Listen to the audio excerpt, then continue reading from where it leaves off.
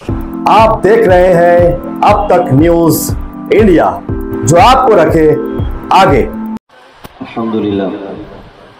अल्हम्दुलिल्लाह हम्दन मुवाफ़ियन लिनिअमिही मुकाफ़ियन लिमज़ीदिही वस्सलातु वस्सलामु अला सय्यिदिना मुहम्मदिन व आलिहि व सहबिहि व जुनूदिही अम्मा बअद। क़ाल अल्लाहु सुब्हानहु व तआला क़ुल इन कुंतुम तुहिब्बूनल्लाह फत्तबि'ूनी युहब्बिबकुमुल्लाह। वक़ाल नबी सल्लल्लाहु अलैहि वसल्लम ला युमिनु अहदुकुम हत्ता अकूना अहब्ब इलैहि मिन वालिदिही व वलदिही वन्नासि अजमईन औ कमा क़ाल रसूलुल्लाह सल्लल्लाहु अलैहि वसल्लम। मुहतरम उलमाए किराम, मुहतरम बुजुर्गों, दोस्तों, मुहतरम दीनी माओं और बहनों, हमारे पास अपना ज़ाती कुछ भी नहीं है। जो कुछ है सब अल्लाह का दिया हुआ है। ज़िंदगी अल्लाह ने दी है, जवानी अल्लाह ने दी है, जान माल की नियामत अल्लाह ने दी है, सलाहियतें अल्लाह ने दी हैं, आँख का नूर अल्लाह ने दिया, ज़ुबान का बोल अल्लाह ने दिया, कान की समाअत अल्लाह ने दी, दिल में धड़कन अल्लाह ने दी, दिमाग में सोच अल्लाह ने अता फरमाई, खिलाया खिलाया, इतनी नियामतें अता फरमाई कि कुरान कहता है व इन तउद्दू निअमतल्लाहि ला तुहसूहा, कि तुम अल्लाह ताला की नियामतों को शुमार करना चाहो तो शुमार नहीं कर सकती। बड़ी नियामतें अल्लाह ताला ने मुझे और आपको दी हैं, बड़ी दौलतें अल्लाह पाक ने मुझे और आपको दी हैं। ये जो नियामतें अल्लाह पाक ने मुझे और आपको दी, इन नियामतों के सौदे दुनिया में चलते हैं, इन नियामतों की डिमांड दुनिया में लगती है। रोज़ अज़ल से जब से दुनिया को अल्लाह ताला ने बनाया, हमारे जान की, हमारी जवानी की, हमारे माल की दो तरफ से बोलियां लगी हैं। एक तो हमारे जान माल की बोली नफ्स और शैतान की तरफ से लगी है, और दूसरा हमारे अपने जान और माल की बोली अल्लाह उसके रसूल की तरफ से लगी है। अल्लाह उसके रसूल का हुक्म ये है कि जो हम कहते हैं वो कर दो, हम अल्लाह तुम्हारी दुनिया भी बना देगा, अल्लाह तुम्हारी आखिरत भी बना देगा। नफ्स और शैतान ये कहते हैं कि किसने देखी मरने के बाद की ज़िंदगी, जो ख्वाहिशात पूरी करनी है, जो कुछ चाहते पूरा करनी है दुनिया में कर लो, मरतब के तो बहरहाल तुम ख़त्म हो जाओगे, बहरहाल मिट्टी हो जाओगे। रोज़ अज़ल से बोलियां दुनिया में चली हैं, इस पर लब्बैक कहने वाले हर ज़माने में उठे हैं। जिसने नफ्स और शैतान की दावत पर लब्बैक कहा, कुरान ने उनके अंजाम हमें सुनाए कि दुनिया और आखिरत में खसारा उनका मुक़द्दर हुआ, दुनिया और आखिरत में तबाही और बर्बादी उनका अपना मुक़द्दर हुई। और कुरान ने ये पैगाम सुनाया कि जिसने भी अल्लाह उसके रसूल की दावत पर लब्बैक कहा, अपने जान और माल का सौदा अल्लाह से किया और अल्लाह के रसूल से किया, दुनिया में भी कामयाबी उनका मुक़द्दर हुई और आखिरत में भी कामयाबी उनका अपना मुक़द्दर हुई। बज़ाहिर तो नजर कुछ और भी आया, किसी जमाने में यूं भी नजर आया कि नफ्स और शैतान से सौदा करने वाले कुर्सियां उनका अपना मुक़द्दर हो गई, बादशाहत उनका अपना मुक़द्दर हो गई, और माल की फरावानियां और दुनिया की शोहरत और दौलतें बज़ाहिर वक्ती एतबार से उनका मुक़द्दर हुई। दूसरी तरफ ये भी नजर आया कि कितने ऐसे लोग उठे हैं कि जिन्होंने अपनी जान का सौदा अल्लाह से किया, अपने माल का सौदा अल्लाह उसके रसूल से किया। बज़ाहिर ये नजर आया कि उनकी बोटियां काट दी गई, उनको उनके सर उनके बदन से जुदा कर दिए गए और उनके सरों को नेज़ों पर चढ़ा दिया गया। लेकिन रिजल्ट ये आपको नजर आएगा कि हमेशा कामयाबी ऐसे बंदों का मुक़द्दर हुई है, हमेशा इज्जतें ऐसे बंदों का मुक़द्दर हुई है। इनके सरों को नेज़ों पर चढ़ाया भी इज्जत इनका अपना मुक़द्दर है। और दूसरी तरफ जिन्होंने नफ्स और शैतान का से सौदा किया, अपनी जिंदगी का, अपनी जवानी का, अपने जान और माल का, बज़ाहिर बादशाहत उनके पास नजर आ रही है, लेकिन रिजल्ट ये रहा कि जिल्लत उनका मुक़द्दर हुई, तबाही और बर्बादी उनका अपना मुक़द्दर हुई। हम फिरौन को देख लें, शद्दाद को देख लें, नमरूद को देख लें, हामान को देख लें, इन लोगों ने नफ्स और शैतान से अपनी जिंदगी का सौदा किया, हलाकत मुक़द्दर है। आज जाकर कोई कारून से पूछे, आज जाकर कोई शद्दाद से पूछे, आज जाकर कोई कौम आद कौम लूत से पूछे और फिरौन और नमरूद से पूछे, अरे बताओ तुम्हारे खजाने कहाँ चले गए, बताओ तुम्हारे फौज फाटे कहाँ चले गए, बताओ तुम्हारी हुकूमतें कहाँ चली गई, सबको ज़वाल आया। आज जाकर कोई पूछे क्या तुम दुनिया में लौटना चाहते हो, क्या तुम अब ईमान और अमल को अपनी जिंदगी में जगह देना चाहते हो, क्या तुम अपने जान माल का सौदा अल्लाह उसके रसूल से करना चाहते हो। अगर कहने का मौका मिले तो ये बात जरूर कहेंगे कि हमने अपने हाथों से अपने पैरों पे कुल्हाड़ी मारी। आज हम चाहते हैं कि अल्लाह दोबारा हमको मौका अता फरमाए, अब अपनी जिंदगी का सौदा अल्लाह से कर लेंगे, अब अपनी जिंदगी का सौदा अल्लाह के रसूल से कर लेंगे। प्यारे भाइयों, मुहतरम दीनी बहनों, अल्लाह ने ये नियामतें मुझे और आपको अता फरमाई, अल्लाह ने ये दौलतें मुझे اور آپ کو عطا فرمائی۔ اس اصلاح معاشرہ کے اسٹیج سے یہ پیغام ہے، اور یوں کہوں کہ قرآن کا یہ پیغام ہے اور 10 لاکھ حدیثوں کا یہ پیغام ہے کہ ہم ان نعمتوں کو سودا اللہ اس کے رسول سے کر لیں، اللہ کی مرضیات کے مطابق اپنی زندگی کو بنا لیں، جناب محمد الرسول اللہ صلی اللہ علیہ وسلم کے طریقوں پر اپنی زندگی کو لے کر آ جائیں۔ اللہ دنیا میں بھی نواز کے دکھائے گا، اللہ آخرت میں بھی نواز کے دکھائے گا۔ اللہ کی بندوں سے کوئی رشتہ داری نہیں ہے کہ چلو بھائی رشتہ داری ہے تو ایسے ہی بیڑا کچھ پار ہو جائے۔ اللہ حسن جمال، جاہ و جلال، حسن نسب، بینک بیلنس، گاڑی سواری اللہ نہیں دیکھتا، اللہ بندوں کی زندگی میں اپنا دین دیکھتا ہے۔ اللہ بندوں کی زندگی میں جناب محمد الرسول اللہ صلی اللہ علیہ وسلم کی پاکیزہ شریعت دیکھتے ہیں۔ ہم اپنی زندگی میں نبی کے دین کو جگہ دے دیں۔ تھوڑی سی زندگی اللہ نے دی ہے، تھوڑا سا وقت اللہ نے دیا ہے، کب وقت ختم ہو جائے نہیں کہا جا سکتا، کب موت سر پر آ کر کھڑی ہو جائے نہیں کہا جا سکتا۔ کہنے والے نے بھی کیا خوب کہا تھا کہ گزرتے لمحوں کی ہر ایک چاپ سے میں ڈرتا ہوں، نہ جانے کون سا لمحہ اداس کر جائے، کون سا دن زندگی کا آخری بنجر نہیں کہا جا سکتا۔ ہمیں تو تعلیم دی گئی اذا امسیت فلا تنتظر الصباح، شام ہو جائے تو صبح کا انتظار نہ کرنا، واذا اصبحت فلا تنتظر المساء، اور صبح ہو جائے تو شام کی زندگی کا انتظار نہ کرنا۔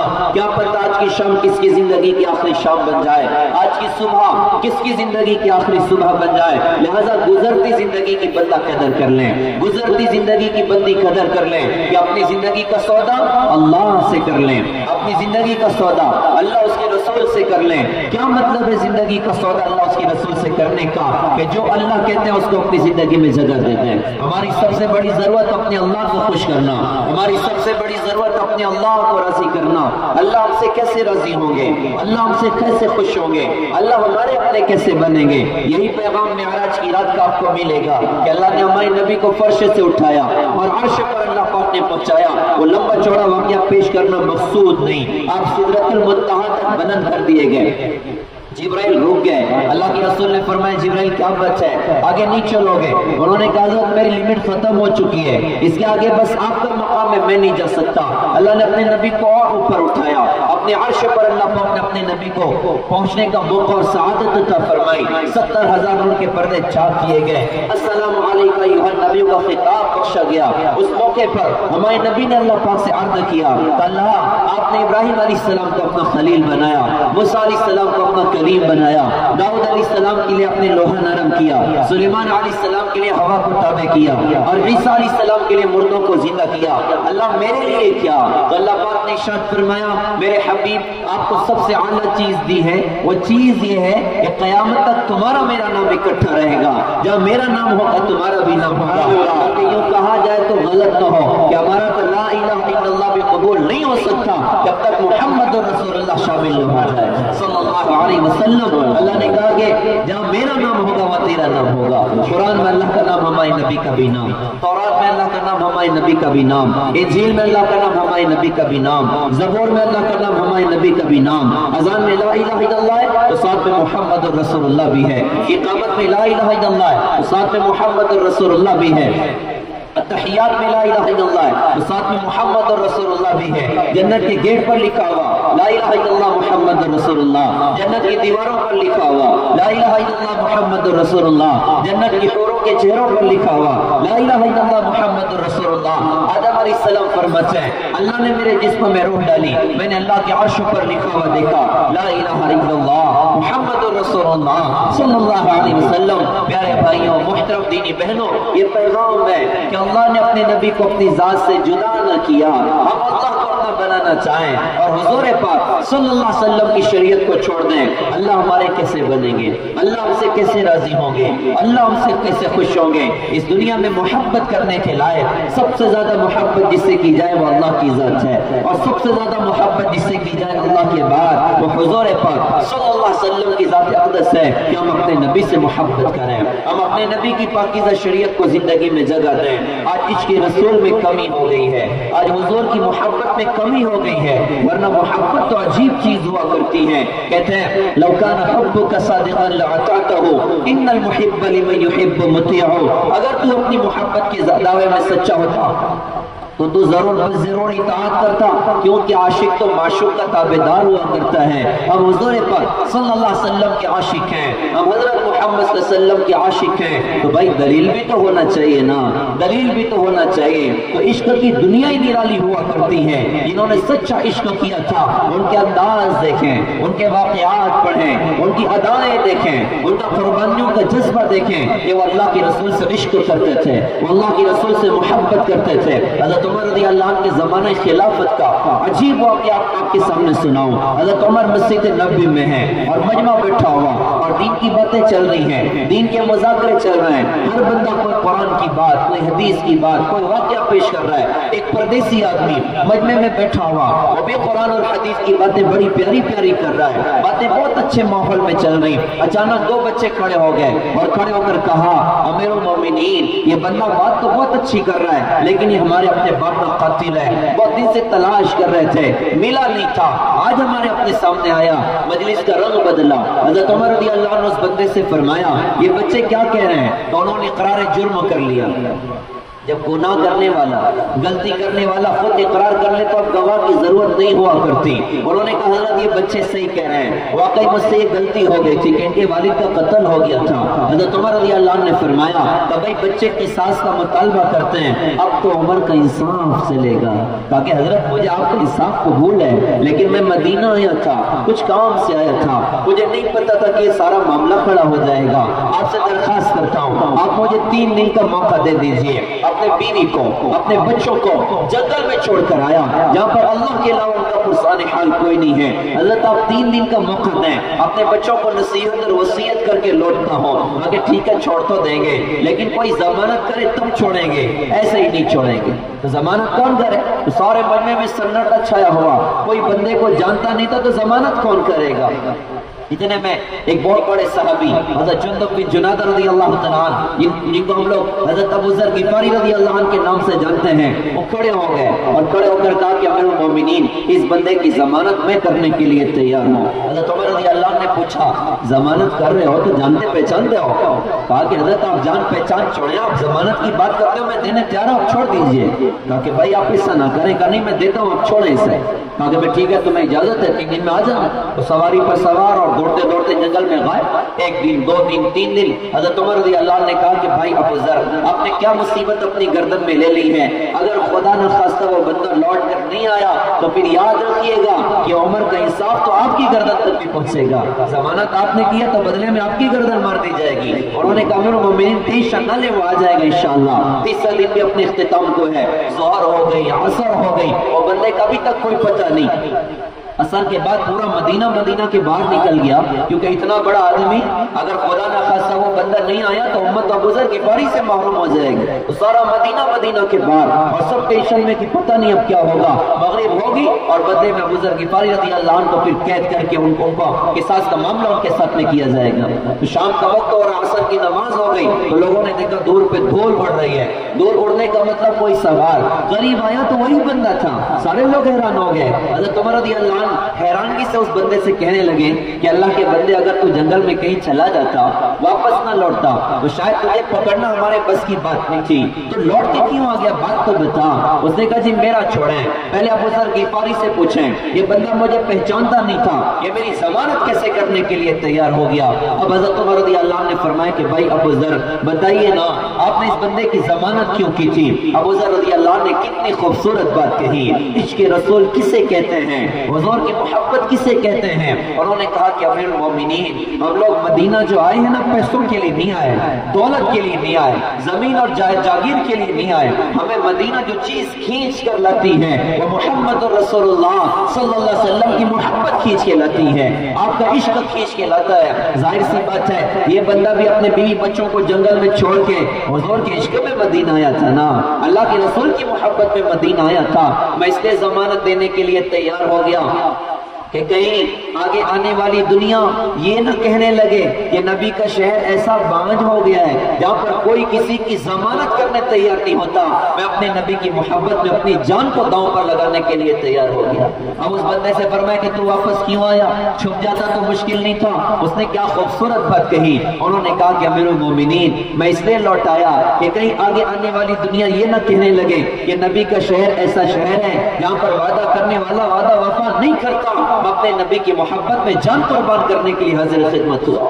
اب کہا بھائی ٹھیک ہے بھائی، اس کو قصاص کا معاملہ کرنا ہے. جلاد کو حکم دیا کہ گردن مارنی ہے. وہ دونوں بچے کھڑے ہو گئے. کھڑے ہو کر کہا کہ امیر المومنین ہمیں قصاص نہیں چاہیے، اس بندے کو معاف کرتے ہیں. یار تم نے مطالبہ کیا تب یہ سارا معاملہ کھڑا ہوا، اب معاف کیوں کرتے ہو؟ بچے بھی کتنے نبی کے عاشق تھے، بچے بھی حضور سے کیسی محبت کرنے والے تھے. بچوں نے کہا کہ امیر المومنین اس لیے معاف کرتے ہیں کہیں آگے آنے والی دنیا یہ نہ کہنے لگے کہ نبی کا شہر ایسا شہر ہے جہاں پر کوئی کسی کو معاف کرنے کے لیے تیار نہیں ہوتا. ہم اپنے نبی کی محبت میں اپنے باپ کے قاتل کو معاف کرنے کے لیے تیار ہیں. اندازہ تو لگائیے، وہ جان قربان کرنے کے لیے تیار ہو گئے. بچے باپ کے قاتل کو معاف کرنے کے لیے تیار ہو گئے. ہائے رے ہائے، یہ کیسا عشق رسول ہے کہ مسلمان نماز پڑھنے تیار نہیں ہے، مسلمان روزہ رکھنے تیار نہیں ہے، مسلمان زکات دینے تیار نہیں ہے، مسلمان آنکھوں کو جھکانے کو تیار نہیں ہے، مسلمان اور پردہ کرنے کے لیے تیار نہیں ہے، مسلمان بچیاں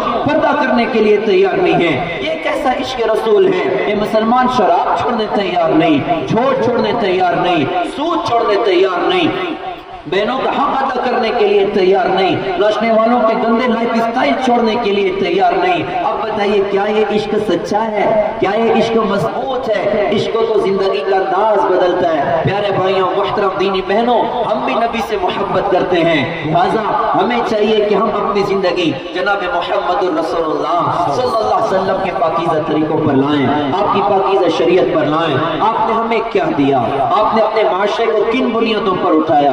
آپ نے اپنی امت کو کن بنیادوں پر اٹھایا؟ تو بنیادی بات ہے کہ آپ نے اپنی امت کو اللہ کے تعلق کی بنیاد پر اٹھایا ہے، اللہ کی معرفت کی بنیاد پر اٹھایا ہے. لاکھ حکومتیں قانون بنا لیں، برائیوں کو روک نہیں سکتی جب تک کہ بندے کے دل میں اللہ کا خیال نہ پیدا ہو جائے، اللہ کا استحضار نہ پیدا ہو جائے، کہ بندوں کے دلوں میں اللہ کا خیال ہو، اللہ ہمیں دیکھ رہا ہے، اللہ ہمیں دیکھ رہا ہے، اللہ ہمیں دیکھ رہا ہے. یہ حضور پاک صلی اللہ علیہ وسلم نے اپنی امت کو اس بنیاد پر اٹھایا تھا، جس کو آپ کہیے کہ اللہ کی رسول نے اپنی امت کو تقوی پر اٹھایا تھا، اللہ کے استحضار پر اٹھایا تھا، فکر آخرت پر اٹھایا تھا. ہم سارے صحابہ کی زندگیاں اٹھائیں اور تابعین تبع تابعین کی زندگیاں اٹھائیں. کیسا اللہ کا استحضار ان کے اندر تھا، کیسا فکر آخرت ان کے اپنے اندر تھا. عبداللہ ابن عمر رضی اللہ تعالیٰ عنہ بہت بڑے صحابی ہیں. گرمی کا زمانہ تھا، جنگل میں سفر پر نکلے، دوپہر کا وقت ہوا، کھانے کے لیے بیٹھے جنگل میں. ایک چرواہا بکریاں چراتا ہوا گزرا. عبداللہ ابن عمر رضی اللہ نے فرمایا کہ بھیا کھانا کھا لو. اس نے کہا کہ حضرت میرا تو روزہ ہے. حضرت نے کہا جنگل میں اتنی گرمی ہے اور رمضان بھی نہیں ہے اور تو ابھی روزہ رکھتا ہے؟ اس نے کہا کہ ہاں حضرت، میں اپنے زندگی کے خالی وقتوں کو وصول کر رہا ہوں. جب اللہ کے سامنے جانے کا فکر تھا اور جب آخرت کا فکر اندر تھا، وہ زندگیاں ضائع نہیں کی جاتی تھی، زندگیاں برباد نہیں کی جاتی تھی، بلکہ نفل روزے رکھ کر زندگیاں وصول ہو رہی. آج آخرت کا فکر اندر میں نہیں ہے، آج اللہ کا استحضار اندر میں نہیں ہے کہ اللہ مجھے دیکھ رہا ہے اور اللہ نے مجھے زندگی آخرت کا سرمایہ اکٹھا کرنے کے لیے عطا فرمائی، آخرت کی تیاری کے لیے عطا فرمائی. تو آج زندگیاں کیسے ضائع ہوتی ہیں؟ ایک تو وہ نادان ہوتا ہے جو کسی بات پر ٹینشن میں آ کے گن پوائنٹ سے اپنے آپ کو شوٹ کر دیتا ہے، یا بلڈنگ سے چھلانگ لگا دے رہا ہے، یا خودکشی کر لے رہا ہے. یہ بہت بڑی نادانی کی بات ہے، یہ بہت بڑی نادانی کی بات ہے، یہ بہت بڑی تباہی کی بات ہے. ضمن میں یہ بات کرتا چلو، ایمان والا لاکھ حالات سخت ہو جائیں، لاکھ حالات مشکل والے ہو جائیں، ایمان والا ساری دنیا سے نا امید ہو سکتا ہے، اپنے اللہ سے کبھی نا امید نہیں ہو سکتا، اپنے اللہ سے کبھی نا امید نہیں ہو سکتا. آج خودکشی کے بڑھتے واقعات، آج سوسائڈ کے بڑھتے واقعات کیا بنیادی وجہ ہے کہ اللہ سے نا امیدیاں ہو رہی ہیں. ایمان والا ساری دنیا سے نا امید ہوگا، اپنے اللہ سے کبھی نا امید نہ ہوگا. اس کو ہر وقت یہ خیال ہوگا نہیں کوئی بات نہیں، ان اللہ مع الصابرین، اللہ صبر کرنے والوں کے ساتھ ہے، اللہ صبر کرنے والوں کے ساتھ ہے. چاہے جتنے سخت حالات ہو جائیں، چاہے جتنے مشکل حالات ہو جائیں، اس کی نظر ہوگی کہ مجھے اللہ سے نا امید نہیں ہونا. میرے مشکل حالات اللہ پھر قدرت سے ٹھیک کر کے دکھائے گا، میری پریشانیاں اللہ اپنے قدرت سے ٹھیک کر کے دکھائے گا۔ اور ایک نسخہ بتاؤں، آج کل یہ واقعات بہت زیادہ چل رہا ہے، اور ایک نسخہ بتاؤں، آدمی حالات سے متاثر ہو جاتا ہے، قرضوں سے متاثر ہو جاتا ہے، کسی اور بات پر ٹینشن میں آ جاتا ہے۔ اس دنیا میں اللہ کے رسول سے زیادہ دکھ کس نے دیکھے ہوں گے؟ اللہ کے رسول سے زیادہ درد کس نے دیکھے ہوں گے؟ اللہ کے رسول سے زیادہ غم اور بے قراری کس نے دنیا میں دیکھی ہوگی؟ ان کو دیکھنے والی شخصیات کہتی ہیں کہ اللہ کے رسول تو ہمیشہ غمگین رہا کرتے تھے، متواصل الاحزان، دائما فکرہ، ہمیشہ فکر مند رہا کرتے تھے، لیست لہ راحت، کسی گھڑی آپ کو چین نہیں آتا تھا، اکثر اوقات خاموش رہتے تھے۔ کتنے درد اللہ کے رسول نے دیکھے، کتنے دکھ اللہ کے رسول نے دیکھے۔ علماء فرماتے ہیں کوئی درد آئے نا، اپنا درد اپنے نبی کے درد میں تلاش کر لینا، تمہارا درد تم پر آسان ہو جائے گا، تمہارا دکھ تم پر آسان ہو جائے گا۔ لہذا ایمان والے کو اللہ سے کبھی نا امید نہ ہونا چاہیے۔ اپنی زندگی بہت بڑا سرمایہ، ہماری جوانی بہت بڑا سرمایہ، اپنے ہاتھ سے اپنی جوانی کو ضائع نہ کریں، اپنے ہاتھ سے اپنی زندگی کو برباد نہ کریں۔ یہ زندگی آخرت کی تیاری کے لیے اللہ پاک نے عطا کی ہے، یہ زندگی ایمان اور اعمال کے بنانے کے لیے اللہ پاک نے عطا کی ہے۔ تو وہ نادانی کی بات ہے، ایک گن پوائنٹ سے اپنے آپ کو شوٹ کر لیا اور سوسائڈ کر لیا، خودکشی کر لی، اور ایک وہ نادان ہوتا ہے جو سلو پوائزن کی طرح زندگی کو ضائع کر رہا ہے۔ آہستہ آہستہ موبائل میں 2 گھنٹہ زندگی کو برباد کر دیا، 4 گھنٹہ موبائل میں وقتوں کو برباد کر دیا، یہ سلو پوائزن کی طرح زندگی ضائع اور برباد ہو رہی ہے۔ اور کل قیامت کے دن ایسا بندہ خون کے آنسو رہے گا کہ ہائے کہاں زندگی کو ضائع کیا تھا، کہاں زندگی کو برباد کیا تھا۔ خیر میں عبداللہ ابن عمر رضی اللہ عنہ کا واقعہ سنا رہا تھا، چرواہے نے کہا کہ حضرت میں اپنی زندگی کے خالی وقتوں کو وصول کر رہا ہوں۔ عبداللہ ابن عمر رضی اللہ عنہ نے فرمایا ایک کام کر، ایک بکری کا بچہ ہمیں دے، قیمت بتا تجھے پیسہ دیں گے، اور ذبح کرنے کے بعد تجھے گوشت بھی دیں گے، وہ گوشت تو تجھے افطار میں کم دے گا۔ اس نے کہا حضرت یہ بکریاں میری نہیں ہیں، یہ میرے مالک کی بکریاں ہیں۔ حضرت نے امتحان کے طور پہ کہا تیرے مالک کو کیا خبر ہوگی؟ مالک سے کہہ دینا کہ بھیڑیا کھا گیا، جنگل میں تو آئے دن ہوتا ہے کہ 1-2 بکری کم ہو جاتی ہیں۔ اس نے فوراً کہا حضرت مالک کو تو کہہ دوں گا کہ بھیڑیا کھا گیا، لیکن فَأَيْنَ اللَّهُ فَأَيْنَ اللَّهُ، اللہ کہاں چلے جائیں گے، اللہ کہاں چلے جائیں گے۔ کیسا زبردست ماحول تھا کہ جنگل کا چرواہا کہتا تھا کہ اَيْنَ اللَّهُ اَيْنَ اللَّهُ، اللہ کہاں چلے جائیں گے، اللہ کہاں چلے جائیں گے۔ آج ناکوں میں کمی کے وقت اللہ یاد نہیں ہے، آج گھر میں ماں باپ کو بڈھا کہہ رہا ہے، بڈھی کہہ رہا ہے، اس وقت اللہ یاد نہیں ہے، بیوی پر ظلم ہو رہا ہے اللہ یاد نہیں ہے، اور بہنوں کی حقوق دبائے جا رہے ہیں اللہ یاد نہیں ہے، شراب کے جام چھلک رہا ہے اللہ کو بھلا دیا، بے پردگی ہو رہی اللہ کو بھلا دیا، فحاشی اور عیاشی کی طرف قدم کو اٹھایا اللہ کو بھلا دیا، کہ اللہ کا استحضار ختم ہو گیا، اللہ کا خیال ختم ہو گیا۔ پیارے بھائیوں، محترم دینی بہنوں، ہمارا معاشرہ سنور جائے اس کی پہلی بنیاد ہے کہ ہم اپنے گھروں میں، ہم اپنی ذات میں تقویٰ پیدا کریں، اللہ کا استحضار پیدا کریں، اپنے بچوں میں اللہ کا استحضار پیدا کریں کہ اللہ تمہیں دیکھ رہا ہے، اللہ ہر وقت تمہارے ساتھ ہے۔ اللہ کے رسول نے کتنی محنت کی تھی کہ ایسی زبردست فضا بنائی، وہ بندوں کے آپ خوبصورت جملے سنیے، وہ اللہ سے باتیں کر رہا تھا اور اللہ کے رسول قریب کھڑے سننے تھے، وہ اللہ کی تعریف میں کہہ رہا یا من لا تراہ العیون، اے وہ ذات جس کو آنکھ نہیں دیکھ سکتی، ولا تخالطہ الظنون، اور اے وہ ذات کہ خیالات اس تک پہنچ نہیں سکتے، ولا یصفہ الواصفون، اور اس صفات بیان کرنے والے اس کی صفات کے بیان کرنے کا حق ادا نہیں کر سکتے، ولا تغیر الحوادث، حادثات اس میں کوئی تغیر نہیں پیدا کر سکتے، ولا یخشى الدوائر، نہ ہی زمانے کی تبدیلیوں کا اس کو کوئی خوف ہے، یعلم مساقیل الجبال، اور اے وہ اللہ جو پہاڑ کا وزن جانے، ومکائیل البحار، اور اے وہ اللہ جو سمندر کے پیمانوں کو جانے، وعدد قطر الامطار، اور اے وہ اللہ جو بارش کے قطرات کی گنتی کو جانے، وعدد ورق الاشجار، اور اے وہ اللہ جو درختوں کے پتوں کی گنتی کو جانے، وعدد ما عظم علیہ اللیل، جس پر رات کا اندھیرا چھائے ان کی تعداد کو جانے، واشرق علیہ النہار، جن پر دن روشنی ڈالے ان کی تعداد کو جانے، لا تواری منہ سماء سماء، ایک آسمان دوسرے آسمان کو آپ سے نہیں چھپا سکتا، ولا ارض ارضا، ایک زمین دوسری زمین کو آپ سے نہیں چھپا سکتی، ولا جبل ما فی وارہ، پہاڑ اپنے پتھیلے جگر میں چھپی ہوئی چیز کو آپ کی نظر سے نہیں چھپا سکتے، ولا بحر ما فی قارہ، سمندر اپنی تہہ کے خزانوں کو آپ کی نظروں سے نہیں چھپا سکتے۔ تو کیا ناپتول میں کمی کرنے والا چھپا ہے؟ کیا زنا کرنے والا چھپا ہے؟ کیا عورتوں کی بیٹیوں کی عزت کو تار تار کرنے والا چھپا ہے؟ کیا گھر میں 4 دیواری میں ماں باپ پر ظالم بننے والا اللہ کی نظروں سے چھپا ہے؟ کیا بہنوں کا حق دبانے والا اللہ کی نظروں سے چھپا ہے؟ کیا ناچنے والوں کو زندگی کا ہیرو بنانے والا کیا وہ اللہ کی نظر سے چھپا ہے؟ اللہ کی قسم نہیں چھپا۔ اچھا جب چھپا نہیں ہے تو کوئی شراب کے جام چھلکا رہا تو اللہ اس کے ہاتھ توڑتا کیوں نہیں ہے؟ کوئی غلط دیکھ رہا ہے تو اس کی آنکھیں اللہ پھوڑتا کیوں نہیں ہے؟ کوئی ظلم کر رہا اللہ اس کا ہاتھ توڑتا کیوں نہیں ہے؟ تو یہ قرآن کا اعلان ہے، لا تحسبن اللہ غافلا عما يعمل الظالمون انما يؤخرهم ليوم تشخص فيه الابصار مهطعين مقنعي رؤوسهم لا يرتد اليهم طرفهم وافئدتهم هواء، کہ اللہ اس ظالموں کی فوراً پکڑ نہیں کرتا، تو فوراً پکڑ نہ کرنے کی وجہ سے یہ نہ سمجھنا کہ اللہ کو خبر نہیں، اللہ کو سب خبر ہے، اللہ نے ان کو چھٹی دی ہے، اللہ نے ان کو موقع دیا، جو کرنا ہے کر لو، یہ دنیا عمل کا جہان ہے، یہ دنیا آخرت کی تیاری کا جہان ہے، یہاں تمہیں تھوڑا سا موقع دیا، کب انصاف ہوگا؟ اللہ نے فرمایا کہ اس دن ہیبت کی وجہ سے ان کی آنکھیں پھٹی رہ جائیں گی اور یہ حساب کے میدان کی طرف بھاگے جا رہے ہوں گے اور آنکھوں کی ایسی ٹکی بنے گی، آپ جھپکے گی نہیں، ان کے دل بالکل بدحواس ہوں گے۔ اللہ قیامت کے دن فیصلہ کرے گا، قیامت کے دن انسان کی کتاب اس کے ہاتھ میں دے گا، اور قرآن میں کہا اقرا کتابک، نے پڑھ لے اپنی کتاب، آدمی اپنی کتاب پڑھ کے کہے گا ما لہذا الکتاب لا یغادر صغیرۃ ولا کبیرہ الا احصاها، یار یہ عجیب کتاب ہے، اس نے نہ چھوٹے گناہوں کو چھوڑا نہ بڑے گناہوں کو چھوڑا، سارا کا سارا اس میں لکھا ہوا۔ محترم بھائیوں، نوجوان دوستوں، محترم دینی بہنوں، آج ہم اپنی کتاب میں کیا لکھ رہے ہیں؟ ہر بندہ اپنی کتاب کا جائزہ لیں۔ کیا میری زندگی ایسی ہے کہ میں اپنی زندگی کو دیکھ کر قیامت کے میدان میں خوش ہو جاؤں گا؟ کہیں ایسی زندگی تو نہیں گزر رہی کہ جب یہ زندگی قیامت میں نگاہوں کے سامنے آئے بندہ خون کے آنسو روئے گا کہ آئے کہاں راتوں کو برباد کر دیا تھا، کہاں دن کو برباد کر دیا تھا، کہاں جوانی کو برباد کر دیا تھا۔ تو پہلی بنیاد ہے کہ تقوی پر ہمیں خود بھی اٹھنا ہے، اپنی نسلوں کو تقوی کی بنیاد پر اٹھانا۔ دوسری بات، فکر آخرت پر خود بھی اٹھنا اور اپنے بچوں کو بھی فکر آخرت کی بنیادوں پر اٹھانا کہ ہمارے اپنے بچوں میں آخرت کا فکر ہونا چاہیے کہ مرنے کے بعد تمہیں اللہ کے سامنے کھڑے ہونا ہے اور اللہ کے سامنے جا کر اپنی زندگی کا حساب تمہیں دینا، لہذا تم دنیا میں آخرت کی تیاری کرنے والے بنو، تم دنیا میں آخرت کا کچھ اپنے پاس میں اکٹھا کرنے والے بنو، فکر آخرت کی بنیادوں پر خود بھی اٹھنا اور ساری امت کو اس پر لے کر آنا۔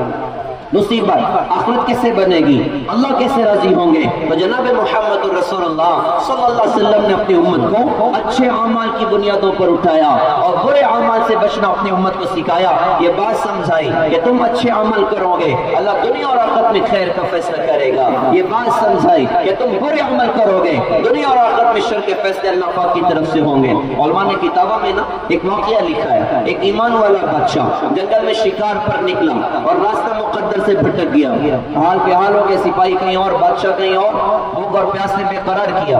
اس نے جنگل میں دیکھا کہ ایک انار کا باغ ہے، سوچا کہ اندر جاؤں شاید زندگی کا کوئی سامان ہو جائے۔ داخل ہوا تو کھیت میں کام کرنے والا مالی موجود تھا، تاکہ بھائی میں مسافر ہوں اور راستہ بھٹک گیا ہوں، آپ کا احسان ہو آپ انار کا ایک جوس پلا دیں۔ اس نے کہا جی بیٹھے کوئی مسئلہ نہیں ہے، میں لے کر آتا ہوں۔ وہ بندہ گیا، جا کر ایک انار لایا، اس کے دانے نکالے اور دانے نکال کے اس نے گلاس میں نچوڑا نا تو پورا گلاس انار کے جوس سے بھر گیا۔ تو بادشاہ کو بڑی حیرت ہوئی کہ یار یہ کتنی کمائی کرتے ہوں گے، ایک انار کے پھل میں اتنا رس ماشاءاللہ نکلا۔ تو دل میں نیت یہ کر لی یہ جنگل پورا کا پورا میری حکومت کے تحت ہے، لہذا اب یوں کروں گا کہ ان پہ ٹیکس لگاؤں گا، کچھ 10-20% میرے خزانے میں بھی جمع ہو جائے۔ نیت میں گڑبڑ ہو گئی، جو اس کو پیا بہت اچھا تھا، مالی سے کہا ایک اور پلا دو تو احسان ہو جائے۔ کہا جی ٹھیک ہے بیٹھے میں لے کر آتا ہوں۔ بندہ گیا، جا کر دوسرا انار لایا، اس کے دانے نکالے، گلاس میں نچوڑا، اب گلاس نہ بھرا، دوسرا لایا نچوڑا پھر بھی نہ بھرا، تیسرا نچوڑا پھر بھی نہ بھرا۔ بادشاہ نے کہا بھئی یہ کیا چکر ہے، کیا تم نے باغ بدل دیا؟ اس نے کہا جی باغ بھی وہی ہے، درخت بھی وہی ہے۔ بادشاہ نے کہا پھر یہ کیا چکر ہے کہ پہلی مرتبہ میں پورا گلاس انار کے جوس سے بھر گیا اور ابھی 3 انار تم نے نچوڑ دیے، پھر بھی بھرنے تیار نہیں۔ دور بھی بڑا خوبصورت اس امت کا گزرا ہے کہ کھیتوں میں کام کرنے والے بھی اللہ والے ہوا کرتے تھے، حکومت کی کرسیوں پر بیٹھا ہوا حاکم بھی اللہ کو پہچاننے والا ہوا کرتا تھا، راستوں میں کھیلنے والے بچے بھی اللہ کو جاننے والے ہوا کرتے تھے۔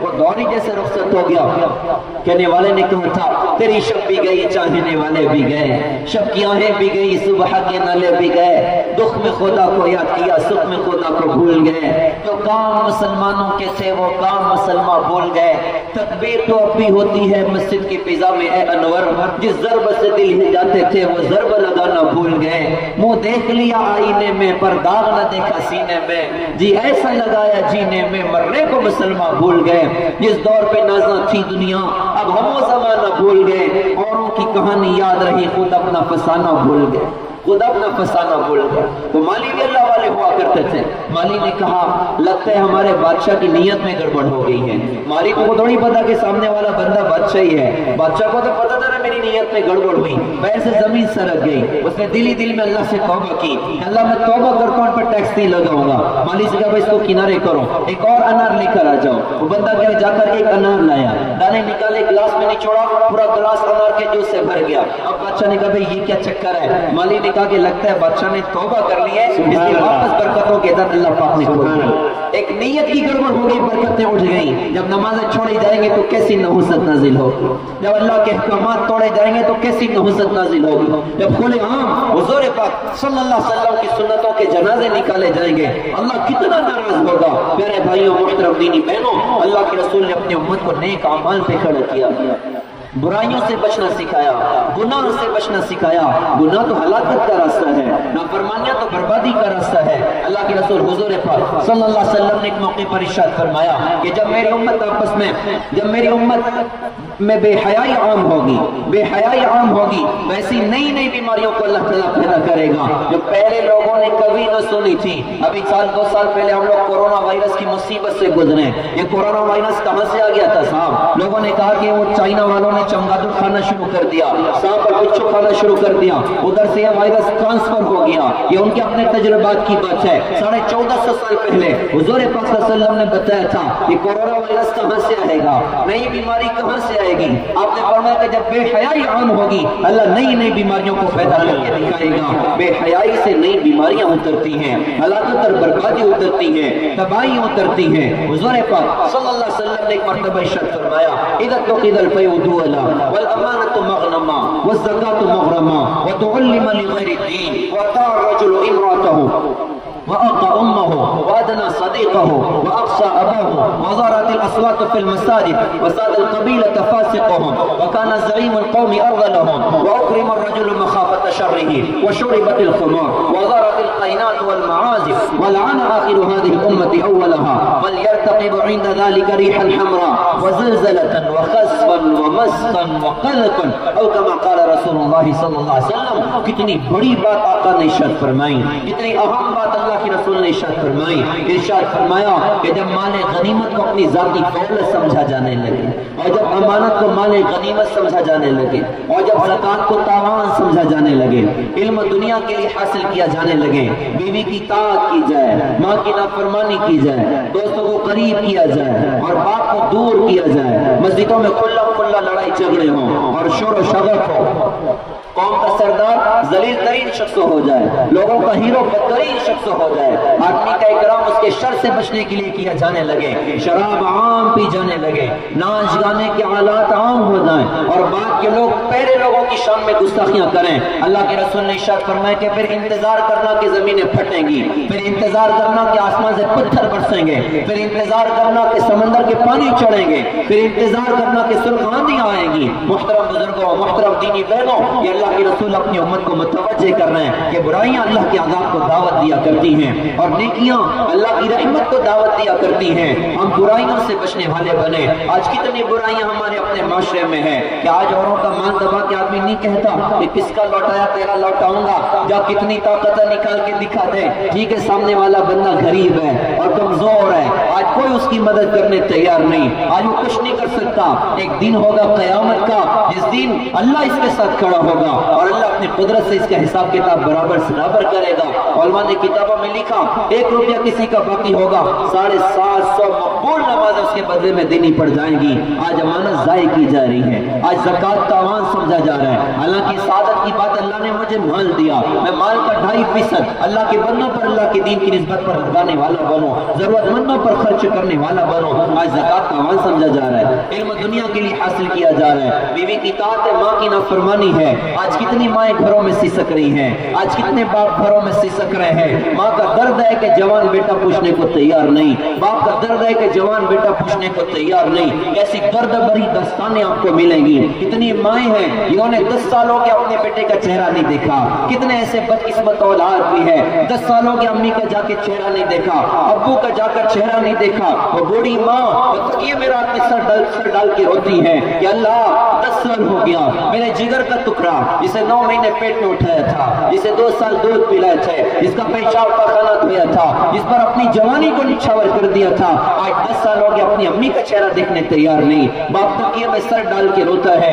کہ جس کو گود میں اٹھایا تھا، جس کے لیے اپنے حال کو بھلا کر جس کے مستقبل کو سنوارنے کے لیے اپنی جوانی کو بھلا دیا، آج وہ بچہ پوچھنے کو تیار نہیں ہے۔ کتنے باپ مسجد کے دروازے پر کھڑے ہو کر آج ہم سے بھیک مانگتے ہیں اور زبان حال سے کہتے ہیں کہ اللہ کے بندوں 2-4 روپیہ مجھ غریب کی جھولی میں ڈالتے جاؤ۔ میں وہ بدقسمت بوڑھا باپ ہوں جس کی سگی اولاد اس سے پوچھنے کو تیار نہیں ہے۔ کتنی مائیں مسجد کے دروازے پر کھڑے ہو کر بھیک مانگ کے زبان حال سے کہہ رہی ہیں ارے دنیا والوں میں وہ بدقسمت بوڑھی خاتون ہوں جس کی کوکھ سے نکلی ہوئی اولاد آج اس کو پوچھنے کو تیار نہیں ہے، 2-4 روپیہ مجھے اللہ کے نام پر دے جاؤ۔ اللہ کی ماں کا کتنا بڑا مقام بتایا گیا، ابا کا کتنا بڑا مقام بتایا گیا۔ آج ماں پر ظلم ہے، آج والد پر ظلم ہے، آج نچنے والے قوم کے ہیرو ہو گئے، گانے والے قوم کے ہیرو ہو گئے۔ درد کی بات ہے، بڑے شوق سے سن رہا تھا زمانہ، ہم ہی سو گئے داستان کہتے کہتے۔ ہم تو دنیا میں آئے تھے کہ ہم ان نچنے والوں کو بھی جا کے اللہ کا پیغام سناتے، گانے والوں کو جا کر اللہ کا پیغام سناتے۔ درد کی بات ہے کہ ہم خود ہی راستہ بھٹک گئے، یہ ان کی ایکچوئل زندگی نہیں ہے جو ہمیں 3 گھنٹے میں دکھائی جاتی ہے۔ یہ دھوکے کی زندگی ہے، یہ فراڈ زندگی ہے، یہ تیار کی ہوئی ایک زندگی ہے کہ دیکھو ہم لوگ ایسی لگزریس لائف گزارتے ہیں، اللہ کی قسم برباد زندگیاں ہیں۔ یہ قرآن کا اعلان ہے، اللہ بذکر اللہ تطمئن القلوب، سن لو دلوں کا اطمینان اللہ نے اپنی یاد میں رکھا ہوا۔ جو اللہ کو نہیں جانتے، جو اللہ کے رسول کو نہیں جانتے، جو قرآن کے نغموں سے محروم ہو، جو شریعت کی خوبصورت اداؤں سے اور اعمال سے محروم ہو، کیا انہیں چین مل سکتا ہے؟ کیا انہیں اطمینان مل سکتا ہے؟ 3 گھنٹے میں ان کا ڈرگس لینا ہمیں کوئی نہیں دکھاتا، ان کا بستروں پر کروٹیں بدلنا بے چینی کے ساتھ 3 گھنٹے میں ہمیں کوئی نہیں دکھاتا۔ وہ تو خود اپنی زندگیوں سے پریشان ہیں۔ ہم تو آئے تھے کہ جا کر ان لوگوں کو بھی اللہ کا پیغام سناتے۔ محرومی کی بات ہے کہ ہم خود ہی راستہ بھٹک گئے، بڑے شوق سے سن رہا تھا زمانہ، ہم ہی سو گئے داستان کہتے کہتے۔ تو آج نچنے والے قوم کے ہیرو ہو گئے، آج شراب عام ہو رہی ہے، آج نشہ عام ہو رہا ہے۔ اللہ کے رسول نے فرمایا کہ نشہ عام ہو اور شراب عام پی جانے لگے۔ آج کتنا نشہ عام ہو رہا ہے، درد ہوتا ہے، چھوٹے چھوٹے بچے نشے کے عادی ہو رہے ہیں، چھوٹے چھوٹے بچے نشے کے عادی ہو رہے ہیں، اور کیسے کیسے نشے ہمارے اپنے مسلم سماج میں بڑھتے چلے جا رہے ہیں۔ اور درد تو اس وقت اور زیادہ ہوتا ہے کہ جب اپنی الماریاں پیسوں سے بھرنے کے لیے امت کے ہی کچھ لوگ نوجوانوں کو نشے میں جھونکتے ہیں، نوجوانوں کو شراب کا عادی بناتے ہیں۔ آپ نے اپنی اولاد کو کھلانے کے لیے، آپ نے اپنی الماریاں پیسوں سے بھرنے کے لیے حضور پاک صلی اللہ علیہ وسلم کی امت کے نوجوانوں کو وہ نشے کا عادی بنا دیا، ڈرگس کا عادی بنا دیا۔ یا قیامت میں حضور کا سامنا کر لیں گے، یا حوض کوثر پر اللہ کے رسول کو منہ دکھا لیں گے، یا قیامت کے دن اللہ کے سامنے اس کی جواب دہی کر لیں گے۔ آج اپنی الماریاں پیسوں سے بھرنے کے لیے یہ مجمع تو ماشاءاللہ بہت اچھا مجمع ہے اور شوق والا مجمع ہے اور دین کا درد رکھنے والا مجمع ہے۔ اپنے کاروبار کو چھوڑ کر اللہ کی دین کی نسبت پر اکٹھا ہوا۔ میں اس میں کسی سے بدگمان نہیں ہوں، لیکن عمومی بھی بات کرتا ہوں۔ ایک کیمرہ بھی لگا ہوا اور میڈیا کی دنیا اور موبائل کا دور ہے، بیانات دور تک پہنچتے ہیں۔ کسی ایسے بھائی کے کان تک میری صدا پہنچتی ہو کہ شراب کا عادی ہو گیا ہے، جو نشہ کا عادی ہو گیا ہے، آپ بڑے ہو تو چھوٹا بھائی سمجھ لو، چھوٹے ہو تو بڑا بھائی سمجھ لو۔ اللہ کا واسطہ دے کے کہوں، اللہ کے واسطے واپس آ جائیں، اللہ کے واسطے واپس آ جائیں، اللہ کے واسطے اپنی جوانی برباد نہ کریں، اللہ کے واسطے اپنی قیمت کو سمجھیں۔ آپ کوئی ایسے چھوٹے موٹے آدمی تھوڑی ہیں کہ نشہ کر کے گٹر کے کنارے پڑے ہوں۔ ارے آپ کا مقام تو وہ ہے کہ 1450 سال پہلے جناب محمد رسول اللہ صلی اللہ علیہ وسلم نے تمہاری خاطر آنسو بہائے تھے، تمہاری خاطر دکھ اٹھائے تھے، تمہیں محبت دی تھی، تمہیں پیار دیا تھا۔ میں تمہیں تمہارا مقام بتاؤں، 1450 سال پہلے ایک زبردست مجلس کا واقعہ تمہیں سناؤں۔ اس مجلس میں انبیاء کے سردار بیٹھے ہیں، اس مجلس میں اس امت کا سب سے خوبصورت طبقہ بیٹھا ہوا، صحابہ کا مجموعہ۔ اللہ کے رسول نے فرمایا وَدِدْتُ أَنِّي لَقِيتُ إِخْوَانِي، اے کاش میں میرے بھائیوں سے ملتا۔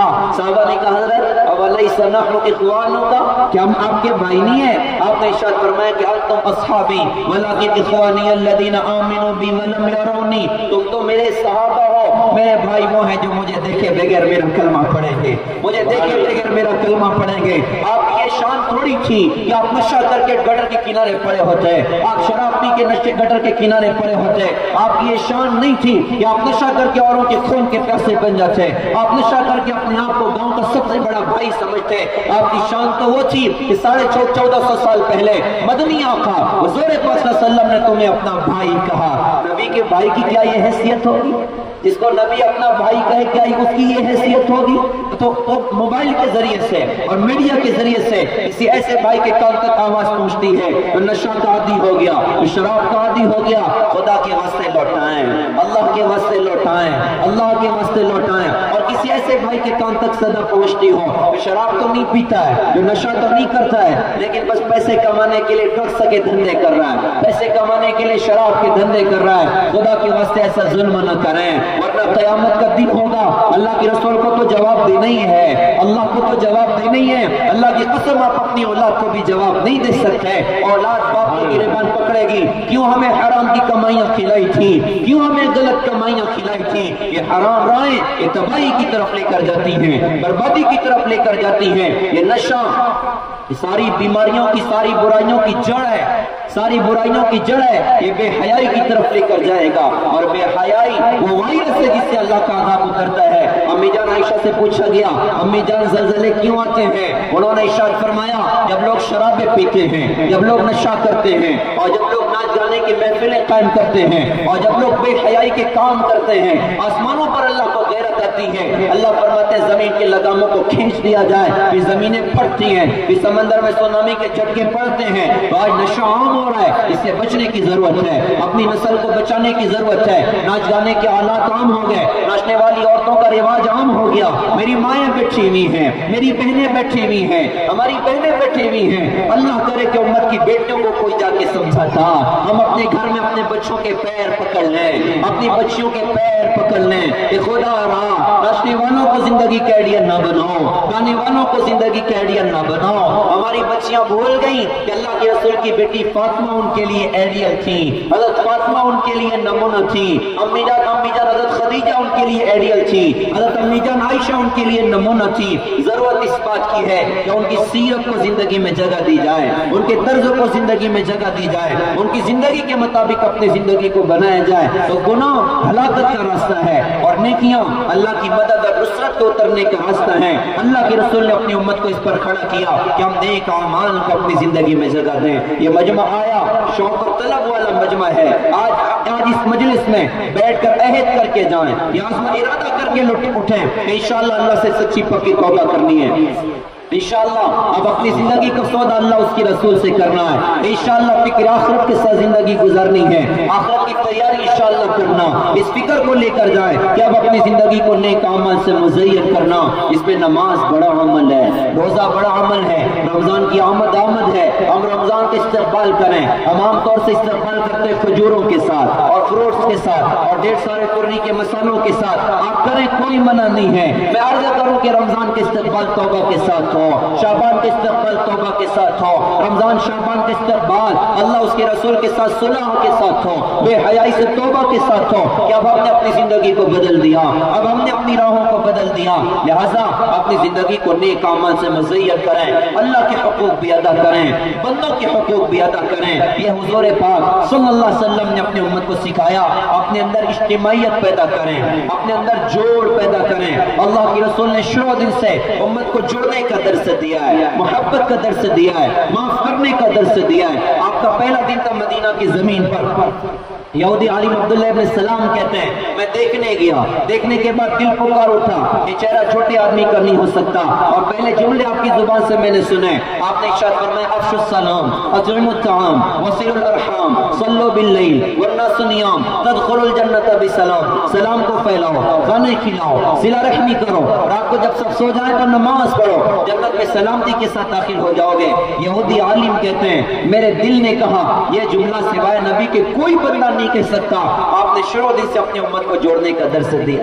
ہم اپنے نبی والے اخلاق اپنے اندر پیدا کریں, ہم حقوق ادا کرنے والے بنیں, ایک دوسرے سے اللہ اس کے رسول کی نسبت پر محبت کرنے والے بنیں, ایک دوسرے کو معاف کرنے والے بنیں. اپنی زندگی میں نبی کے اخلاق کو جگہ دینا ہے. کہنے والے نے کہا تھا کہ بلند اپنے اخلاق کرتا چلا جا, زمانے کے دل میں اترتا چلا جا, بدی اور بدلے کی آلودگی سے تو اپنا دامن بچاتا چلا جا, ادھر زخم پہ زخم کھاتا چلا جا, ادھر سارے عالم پہ چھاتا چلا جا, اور دنیا تجھ کو یاد کر کر کے روئے گی, اور تو دنیا سے مسکراتا چلا جا. یہ اخلاق والے بندے کی زندگی ہوتی ہے. یہ جب دنیا سے جاتا ہے ساری دنیا روتی ہے. ہمارے نبی کے کیسے اخلاق تھے, آج تک دنیا ان کی یاد میں رو رہی ہے, آج تک دنیا ان کی یاد میں رو رہی ہے. ہم اپنے نبی والے اخلاق کو اپنے اندر جگہ دیں, نبی والے اخلاق کو اپنے اندر جگہ دیں. آپ نے کیسے کیسوں کو معاف کیا, آج بہن بہن کو معاف کرنے تیار نہیں, بھائی بھائی کو معاف کرنے تیار نہیں, بھائی بہن کا حق ادا کرنے کے لیے تیار نہیں. اللہ کے رسول نے تو اوروں کو معاف کیا. لہٰذا نبی والے اخلاق کو اپنے اندر جگہ دینا,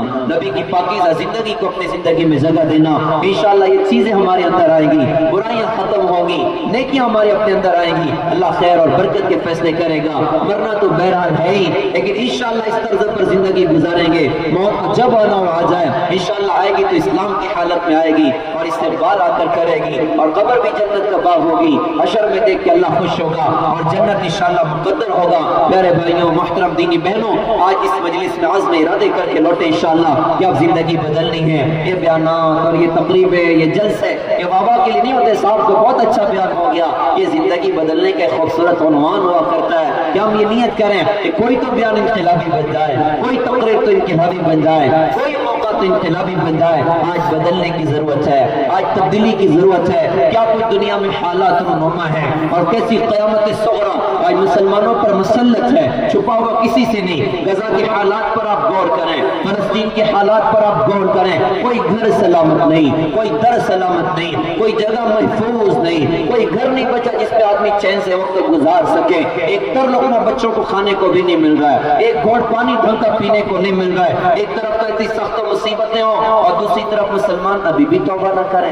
مسلمان ابھی بھی دین پر نہ چلیں, مسلمان ابھی بھی نبی کی پاکیزہ شریعت پر نہ چلیں. تو سوال یہ پیدا ہوتا ہے کہ اللہ کی مدد کہاں سے آئے گی, ہمارے اپنے کام کہاں سے بنیں گے. لہذا موقع ہے کہ آپ زندگی بدلنے کا عزم ارادہ کریں. میں دل سے مبارکباد پیش کرتا ہوں ہمارے کلی ممبر صاحب کو, جنہوں نے بڑی قربانیوں سے, بڑی لگن اور محنتوں سے, اور ان کے تمام ساتھیوں کو اور سارے نوجوان احباب کو, مسجد اور جماعت کے ساتھیوں کو بہت محنت کر کے انہوں نے جلسے کا انعقاد فرمایا.